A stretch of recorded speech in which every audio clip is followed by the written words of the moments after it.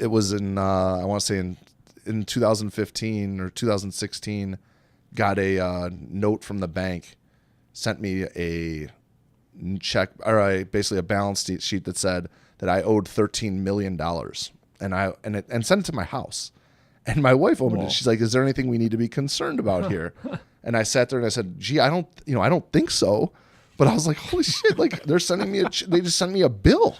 Like, do you want to think about that before you send me an 8-figure? You owe me $13 million." Wow. Yeah. So there was some fun moments in sports. Wow. Yeah. I want to know what happened next, actually. How long did it take you to get that figured out or resolved? Didn't take long. I called him and said, "What are you doing? Why are you sending this to my house? What is your objective?" It was bankers, man. Some of these guys are very bright. Some of them, I somehow fell into where we bought a company, leveraged up in order to swallow the company. And then our 2 months got out ourselves sideways. We literally moved from MB and got ourselves sideways, broke a covenant. And then they just start, and next thing you know, we're in workout. And we're like, wow. You gotta be kidding me. There's like, well, maybe you should pay your carriers slower. It's like, well, let's analyze how this all works, because our carriers are our partners.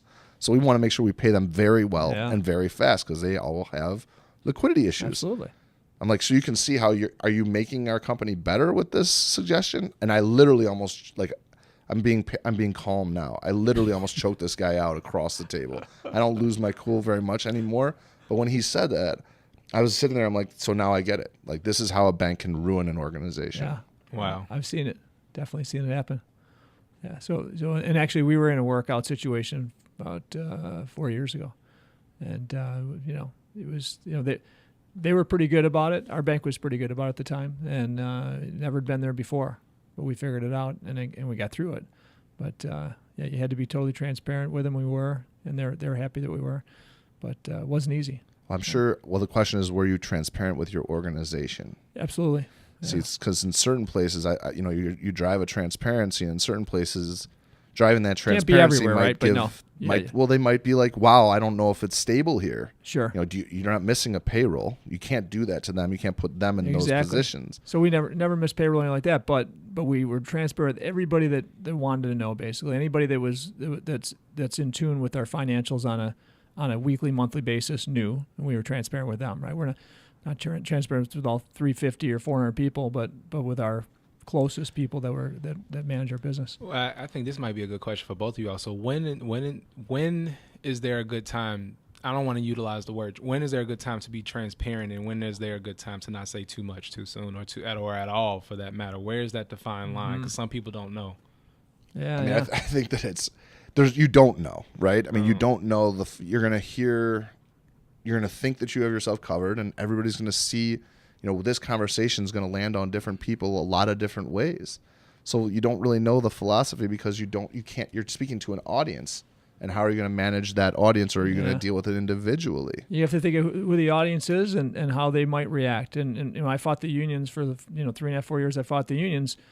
I wasn't very transparent with my team because if they knew what was going on, they probably wouldn't be with me much longer. And I was basically going back. I never went bankrupt, but losing everything I had over a few year period because I was spending way more money than I was making.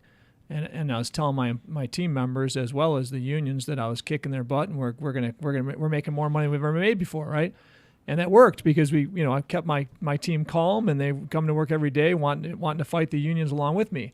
But the unions, on the other hand, were fighting a lot harder. As I kept bragging to them, we're making more money. Either way, we got through it. Now in today's day and age, for our business, we're very transparent with our managers, our partners, our VPs. The leaders of our business. We're very transparent with these small to mid-sized businesses that we have today, and so we stay transparent. Now, when in the tough times we had this issue 4 years ago, we lost some key people in our business. Some purposeful, some because they were afraid, and I think it worked out great because the strongest ones, the ones that have the most confidence and faith in myself as a leader in our businesses, are still with us today, kicking butt, right?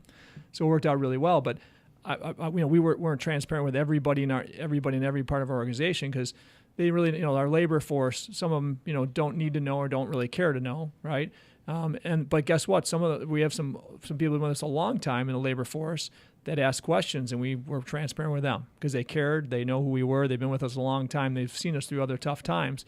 But it's a balancing act. You really got to think, okay, who's the audience, and how are they going to react, and how transparent do we get?